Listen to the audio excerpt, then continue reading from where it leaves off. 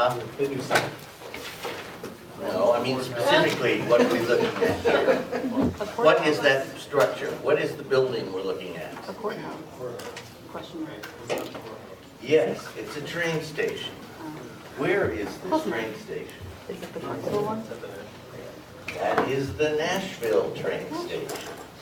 Close enough. And this is a train station that almost got torn down in the 1970s.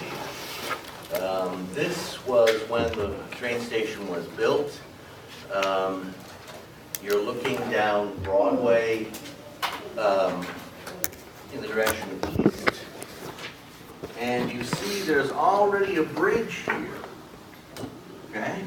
You're on a bridge approaching the train station. However, there's no interstate highway underneath the bridge. What's underneath the bridge? Rails. Railroad tracks, exactly. In fact, this whole region was dominated by railroad tracks. If you know a neighborhood near downtown Nashville that they call the Gulch, okay? The Gulch was strictly railroads. Railroad tracks, railroad stations, railroad facilities, railroad. And of course, it's all been ripped out. It hasn't all been ripped out, but the vast majority of it was ripped out. And what you can see on the far right-hand side is what used to be the railroad shed, which is where passengers would mount and leave the trains and come through the station. What is this now? You have no idea what this is. I'm from here. You've never seen this before. I'm not from here. I don't know.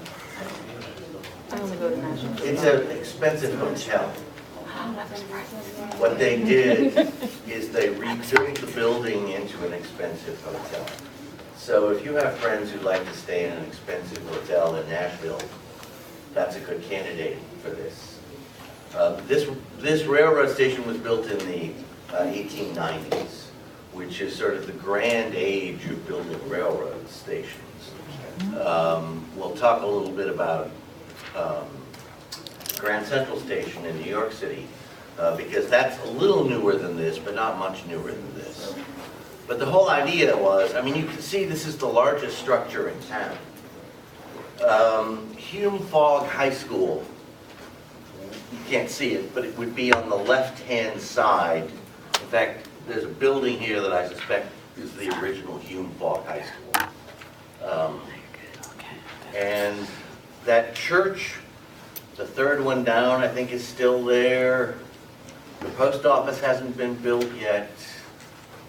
In any event, that's the New South. Now, the question is, of course, what's new about the New South? The term New South is chronological and regional. But I want to talk about the chronological aspects of it. If you recall, I mentioned the word antebellum, pre-Civil War. Well, this is post-bellum, except most people don't know Latin, so the New South sounds pretty good. Chronologically, it's simply the period from the end of Reconstruction to about 1900 or maybe 1914, depending on how you count it. And chronologically, or rather geographically, if you've lived in Clarksville for any length of time, there used to be signs that said, Gateway to the New South. Okay? And this was trying to capture an idea of something. An idea of progress, an idea of movement, an idea of something positive. And so in general terms, when we talk about the New South, we're talking about positive characteristics.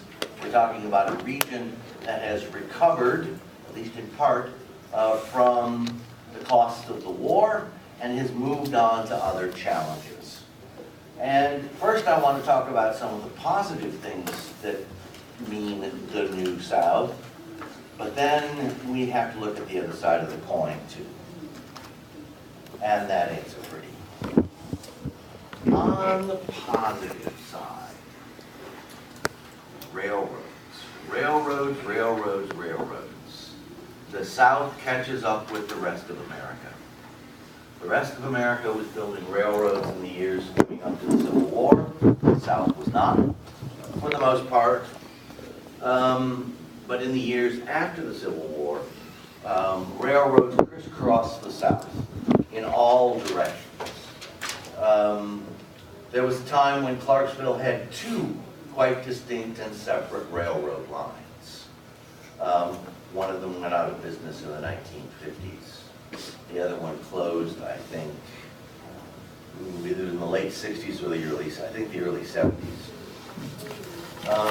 With railroads come cities. And some of these cities existed before the Civil War, but most of them were really very small. For instance, if you watch Gone with the Wind and you watch the tremendous scene near the end where Atlanta is burned to the ground, you might think of Atlanta as it exists today.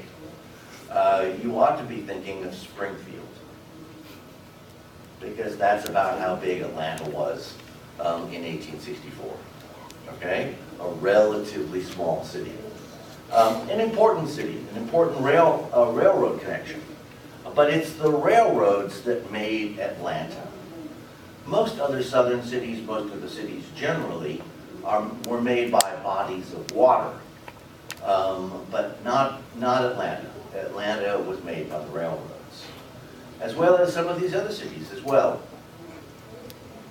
Birmingham. Birmingham, Alabama barely existed prior to the Civil War. It was a village. Charlotte, North Carolina, another village. These places were connected by railroads. Industry moved in to take advantage of the transportation connections, and the cities thrived. Knoxville was a comparatively small town. Chattanooga was a small place. We could go on and on and on with lists of important southern cities now that were practically nothing at all prior to the Civil War. The only southern cities that were of any consequence were port cities, and the one exception to that, I suppose, is Richmond. But otherwise, they all existed on the coast. Savannah, Charleston, New Orleans. Those aren't railroad cities, but of course railroads connected them too. And so the South becomes more urban. This exclusively rural focus of Southern life shifts to something more urban. I mean, this is true for the country as a whole, by the way. Slowly but surely, people move from the countryside to the city, and this is true wherever you go. But it's particularly true in the South because the South was so rural and agricultural in the years before the Civil War. The third facet of the positive developments of the South have to do with education. And I mentioned on Wednesday the fact that the Freedmen were responsible, the Freedmen's coalitions were responsible for creating a public school system in the South. And they continued that emphasis. People began to see the advantages of having a literate, educated, and skilled population, and so public schools slowly but surely catch on and become effective in doing the jobs that they're supposed to do. Along with that comes a decline of illiteracy. And it wasn't only among the freedmen where there was a substantial number of illiteracy. Southern whites, because of the absence of Southern public schools, had a higher percentage of illiteracy than other parts of the country as well. Maybe the most striking part of this educational emphasis is new universities. Um, Universities and colleges. And in some cases, these are schools that started out as tiny institutions with enrollments of a couple hundred people, and then gradually blossomed into something much grander, much more important. Vanderbilt is one of the best examples. There used to be an institution called the University of Nashville. Well, the University of Nashville expired. It simply died at the end of the Civil War. And Commodore Vanderbilt, and we'll be talking about him shortly, wanted to give a donation to a college to signify reconciliation between North and South. And it was really his wife's persuasion. She persuaded him to donate first $500,000 and then secondly a second $500,000.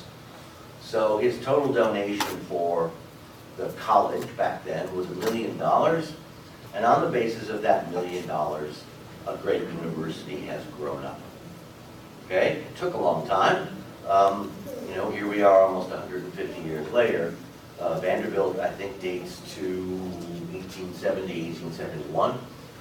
And in some ways, this university started training doctors from the very beginning, as if to pick up the slack that the University of Nashville dropped when that institution died out. So, in any event, UT Knoxville, there was a small college there that existed in the 1860s. This received money from the federal government and was able to turn itself into a major university. And you could go on and on and on.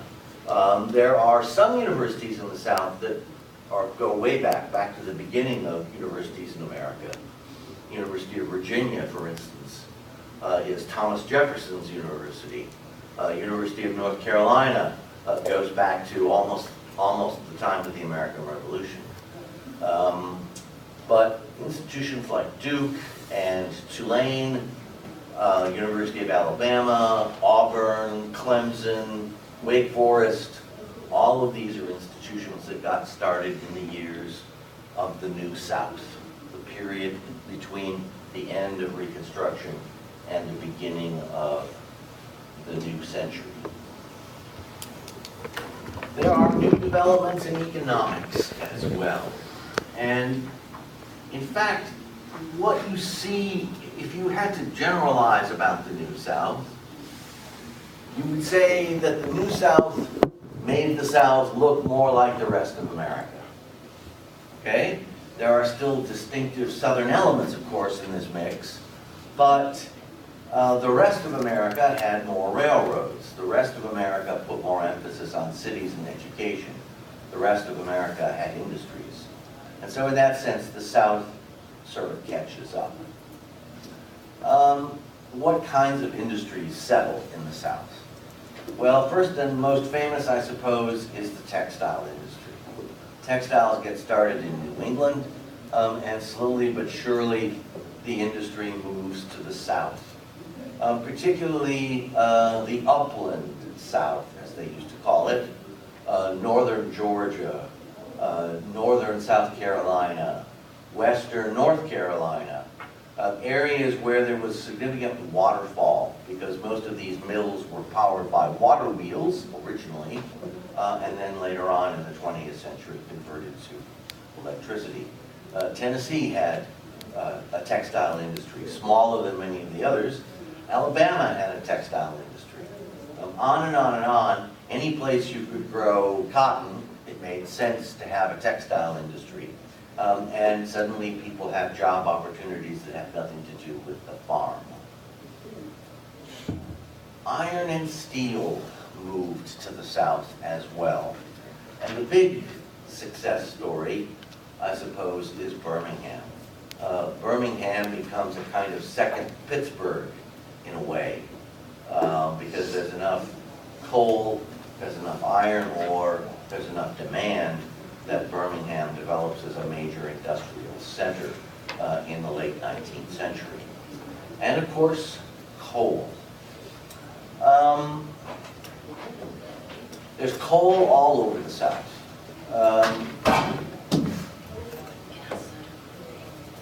Someone circulating around someplace. There's coal all over the South. There used to be significant quantities of coal in Tennessee. That's mostly played out. But there's coal in Alabama, there's coal in North Georgia, there's coal in West Virginia and Kentucky, of course.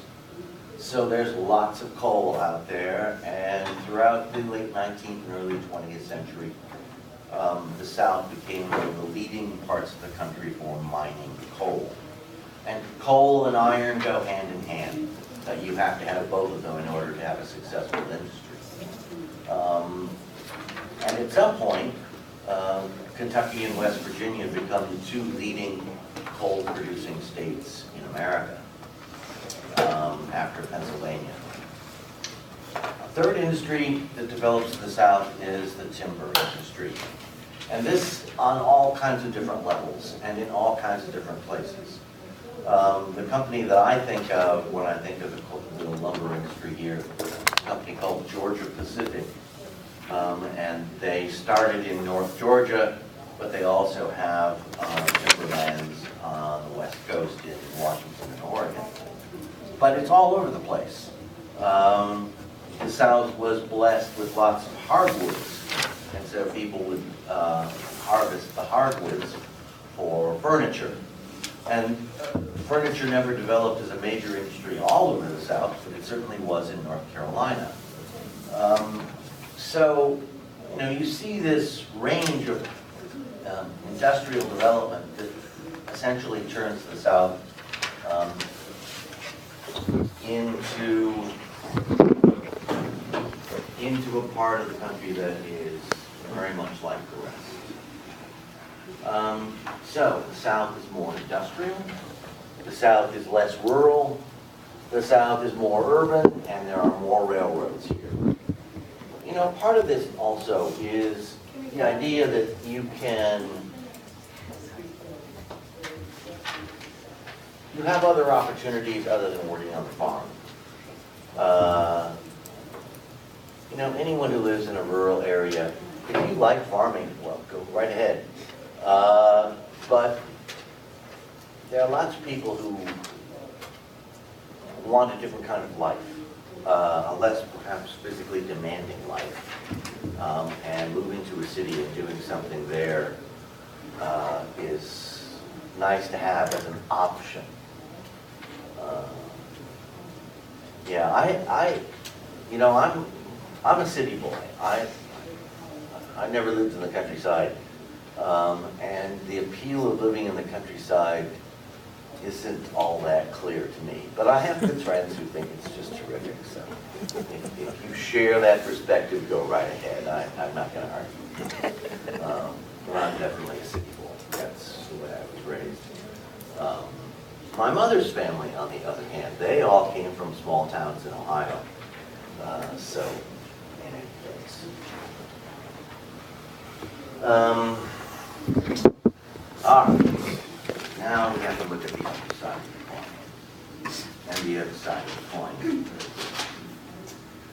This is the negatives of the New South. And the negatives, for the most part, have a lot to do with the fate of the freedom after Reconstruction. Reconstruction, of course, is this tremendous experiment. It's this moment in time where people who had once been in bondage have the opportunity to test their freedom. They have the opportunity to vote for whomever they wish. They have the opportunity to move and try different things, to learn different skills, become literate, and take advantage of what freedom has to offer. And of course, that's all to the good, but it doesn't last. In fact, this is really a story of 2 steps forward, 1 step back, or perhaps perhaps 3 steps forward and 2 steps back. But I want to divide this into sort of 3 categories. 3 areas of life where the freedmen had reason to hope for a good experience, for progress, and in fact, that's not what happens. First of all, in economics. I pointed out before that going back to the days of the Freedmen's Bureau, when the idea was 40 acres and a mule would turn the families of freedmen into small farmers who would then be independent and be able to manage on their own, that dream dies. Only maybe somewhere between 5 and 10% of the freedmen were able to realize that dream. And they did it either on their own entirely or they did it with a little assistance. But 5 to 10% isn't very large. What about the remaining 90%? The remaining 90% turn to a system called sharecropping. Sharecropping is literally what it says. You share the proceeds of the crop. And the 2 people who share the proceeds are the person who works in the field and the person who owns the field. Okay? Now, how did it work? If you as the cotton laborer, the cotton worker, went into the field and had, perhaps you had your own cotton seed, you had sons or daughters who could help you with the work, you had tools, perhaps you had a mule or a horse, you would be entitled to as much as 2/3 of the proceeds of that cotton crop when it was harvested and sold. Okay? So under those circumstances, 2/3, the split would have been 2/3, 1/3. What if you come to the bargain and you've got nothing? You've got no seed, you've got no tools, you've got no willing hands to help you with the work.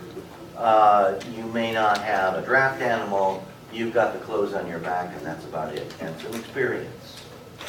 Well, in that case, the split, the division, works entirely against you.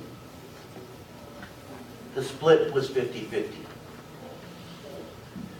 Now, the landlord, the owner of the land, was supposed to provide you with a roof over your head.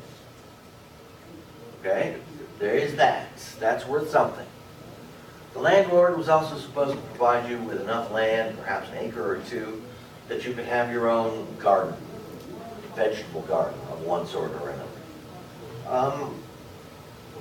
That was typically part of the bargain. But 50% for all that work sounds like a bad deal to me. And it was a bad deal for most people. And the deal got worse. The deal got worse because of something called the crop lien. Lien, L-I-E-N, is a word that goes back to Anglo-Saxon origins. Geoffrey Chaucer knew what the word lien meant. And it means claim. You can have a lien on your house. You can have a lien on your property. You can have a lien on your wages. People who don't pay their child support are sometimes faced with a lien on their salaries, their income. It's the same thing. It's essentially a claim on property that has to be paid first before the rest of the proceeds can be handed out. Now, where does the crop lien go to? It goes to merchants who would provide you with the necessaries of life between payments, because you're only going to get paid once a year. Literally, once a year. Okay? So imagine a circumstance where you work your butt off in a cotton field, starting in, I don't know, February or March. The cotton is harvested in September or October, and you receive some cash in October or November. That's the only cash you ever see that entire year. And before it's your cash, you have to pay the lien to the merchant that you've used, in the sense, to borrow from him the money that you need to pay for food. Now, in effect, what this amounts to is a kind of double indebtedness. You're indebted to the landlord, you're indebted to the merchant. And after the landlord and the merchant have taken their lien, their claim, their slice, you get what's left over. Does this sound like a good deal? No, not at all. It was an awful deal. It was an awful deal.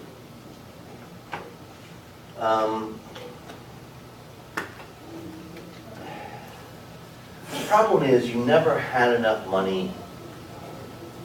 People never had enough money to start life on their own. They never had enough money to buy a farm.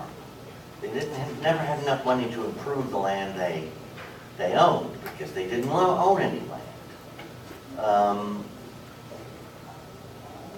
You know, it's tempting to think to look at this in moral ways, but there's an economic dimension here too that has nothing to do with morality, and that is the South was cash poor.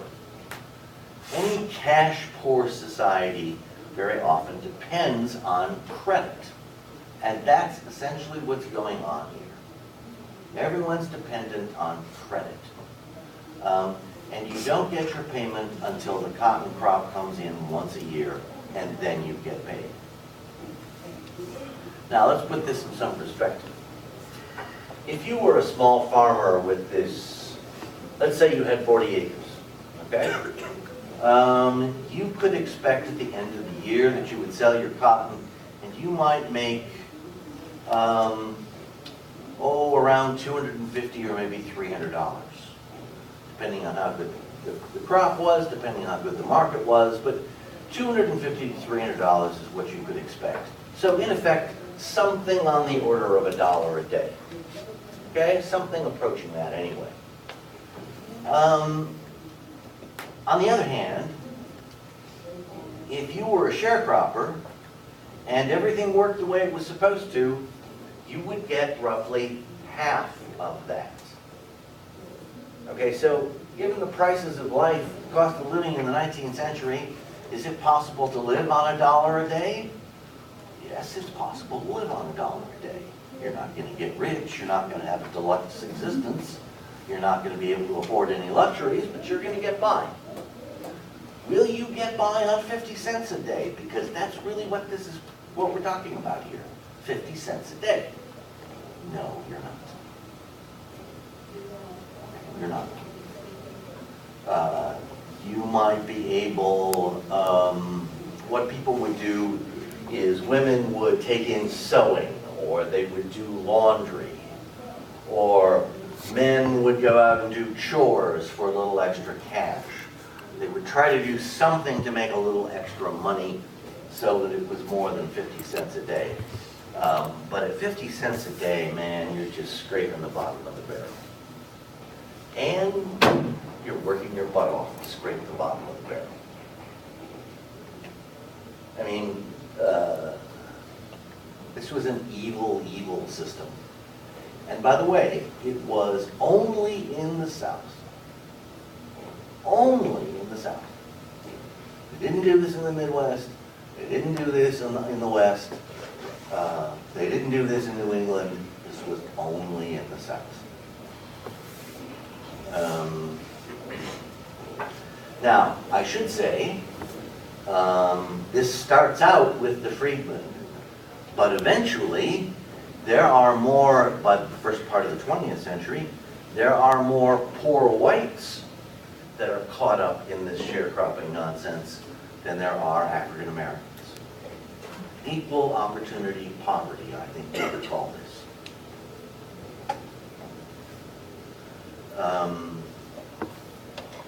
So,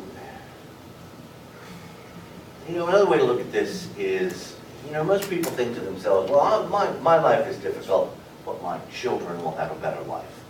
They'll have more education, they'll have opportunities that I didn't have, and that motivates people. That motivates people. I have a student I know pretty well whose parents immigrated here from Bosnia. And neither parent speaks English so well, and their jobs are not very sophisticated.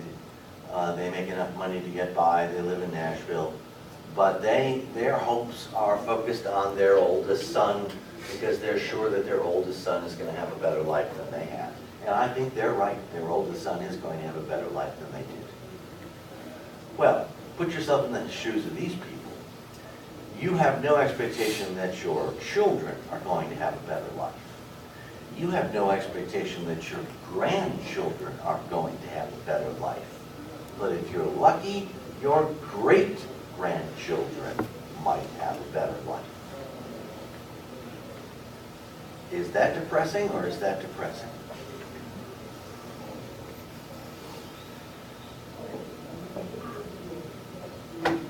In any event.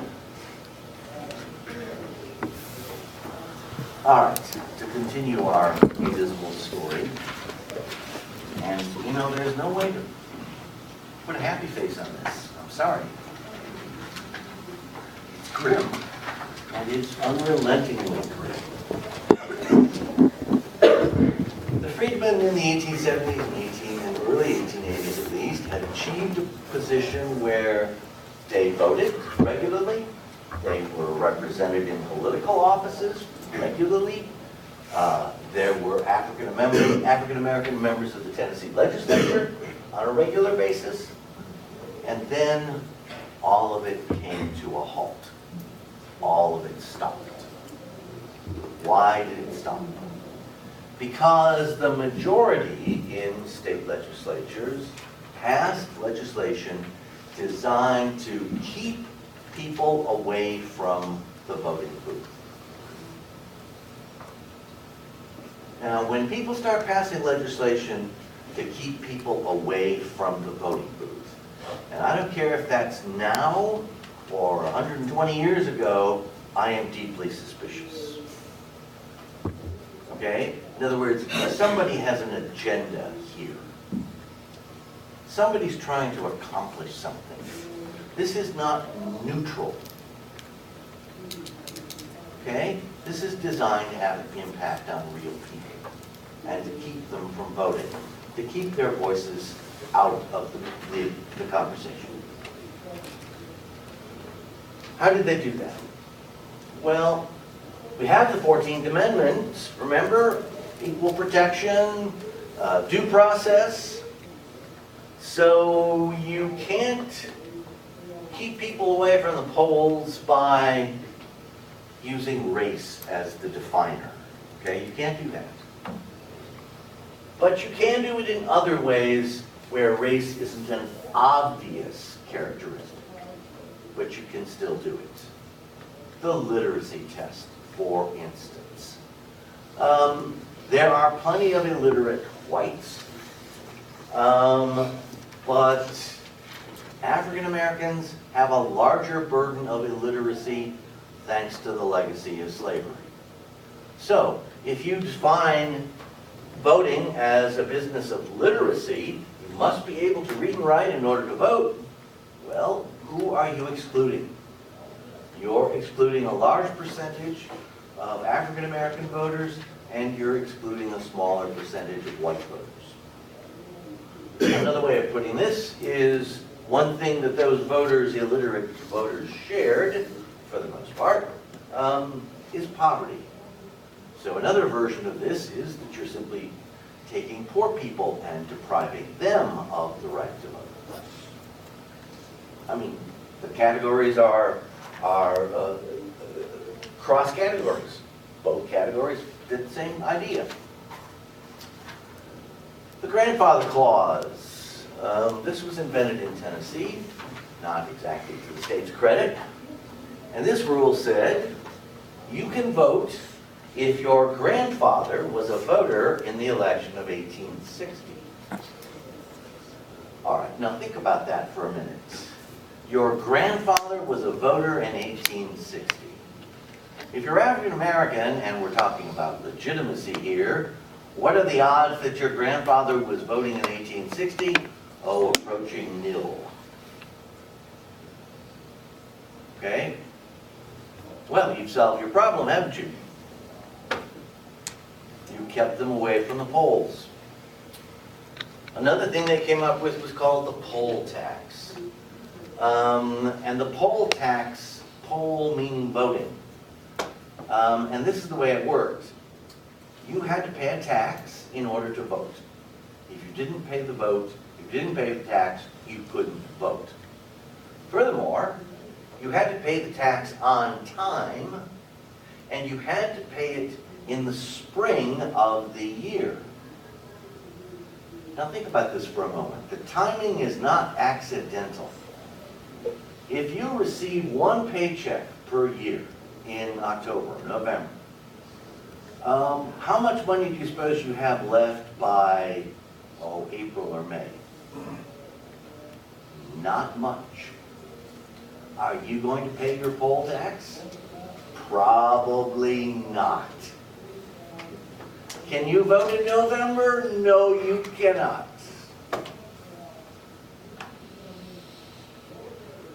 I mean, this is designed by sadists, if you ask me.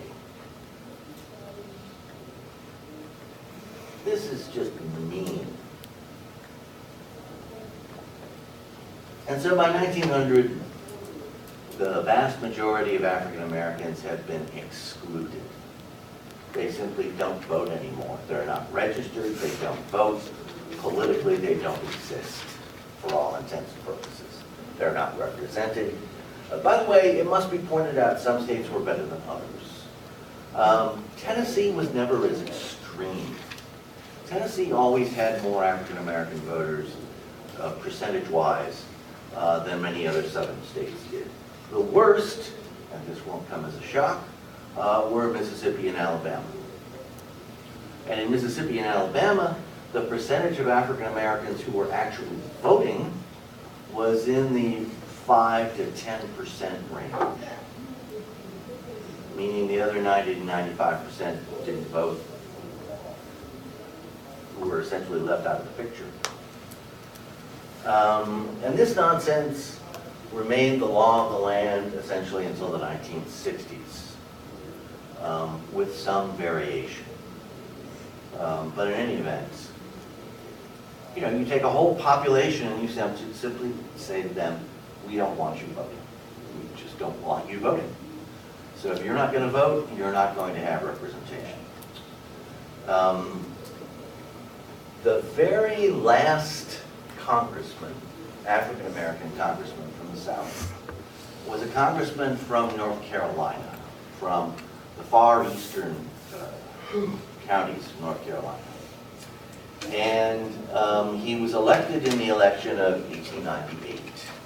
Well, in 1900, North Carolina adopted all of these measures, and so he lost the next election.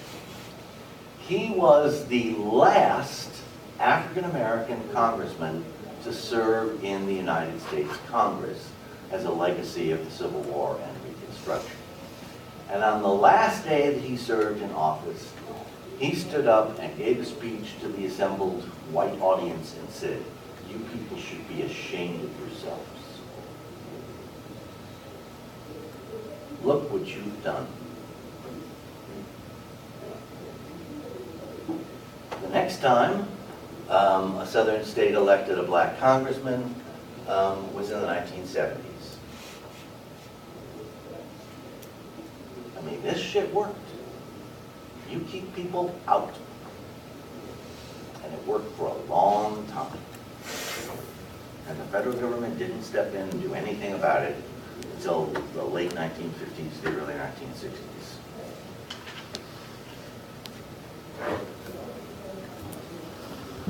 Finally, well, we have no African American representatives in the state legislature, so we can do what we like, can't we? And what we like is separation. Separation, separating the races, goes by two names, and either name is appropriate. It's called segregation, it's called Jim Crow. And keep in mind, Jim Crow is a what, not a who. Jim Crow, the origins of the word Jim Crow are not very clear. I read at one time that this comes from a blackface character in a minstrel show. I don't know. I don't know. But in any event, everyone, all the contemporaries knew the name Jim Crow and knew what it meant. And eventually the name Jim Crow becomes a substitute for the system of segregation. And this proceeded state by state by state. And it was the business of the state legislatures. So at one point there would have been votes in Nashville about separating the races on streetcars, railroads, courthouses would have separate entrances. Theaters and movie theaters would have separate places for the parts of the audience, depending on which part you belong to. Separate drinking fountains, separate just about anything you can imagine. And everyone was simply expected to live up to the demands of the law. The law dictated that one group was over here, the other group was over there, and virtually the only point of meeting, the only point where the two sides came together was in employment. Okay, so typically there would be African American employees and they would work alongside their white coworkers. But that's about it. That's about it. I can't think of very many other examples. Well, you know, this is really pretty disturbing. Because the moment you crossed the Ohio River and came south, or the moment you crossed the Mason-Dixon line and went from Maryland, Pennsylvania to Virginia, you would immediately see the difference. You would immediately see water fountains that were labeled by race.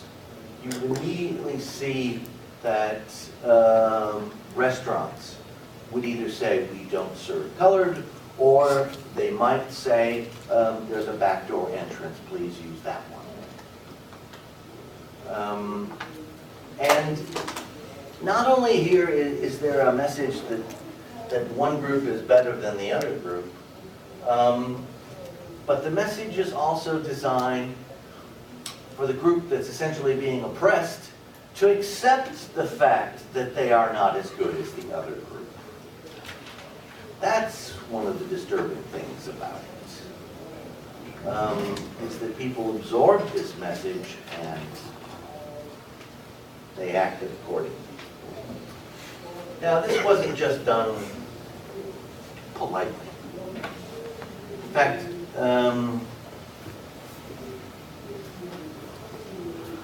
many of you know who this is, and I think this is a woman who deserves to be better known. Name was Ida B. Wells, and she spent a significant portion of her life in Memphis. And she worked for a newspaper in Memphis, and she became involved in a famous dispute. And it's the dispute of the People's Grocery. And here's what happened. There was a grocery store run by white proprietors, And some black friends of Ida Wells, she was then known as Ida Barnett, decided that they would open up a grocery store a short distance away. So they did. And since most of the neighborhood was African American, the customers gradually shifted to their store and left the white-owned store to other people. Which meant that the owners of the other store were not very happy. They didn't like the competition. And depending on how you want to look at this, pretty soon they started yelling insults at each other. The insults escalated to fistfights. The fistfights escalated to weapons being fired by both sides. And the proprietors of the People's Grocery Store were eventually tossed in jail because at least one of the owners of the white grocery was killed in this exchange of gunfire. Well, that's not where the story ended. The Memphis jail was besieged, and the three owners of the store were taken out of the jail and lynched. And Ida B. Wells was horrified. These were her friends, after all. But out of this tragedy grew something positive. And that is, when people talked about lynching in the 1880s and 1890s, they used to say, well, you know, lynching is ugly, but, always a but, lynching is ugly, but it deters rapists. Okay, there's all these rapists out there running around trying to rape white women. We have to do something about that, so this is a deterrence. Well, the story of the People's Grocery had nothing to do with that, did it? That's not even a factor in the equation. So Ida B. Wells starts thinking, well, if it's not the factor in this equation, what's really going on here? Is it really the excuse that this is a deterrence to rape?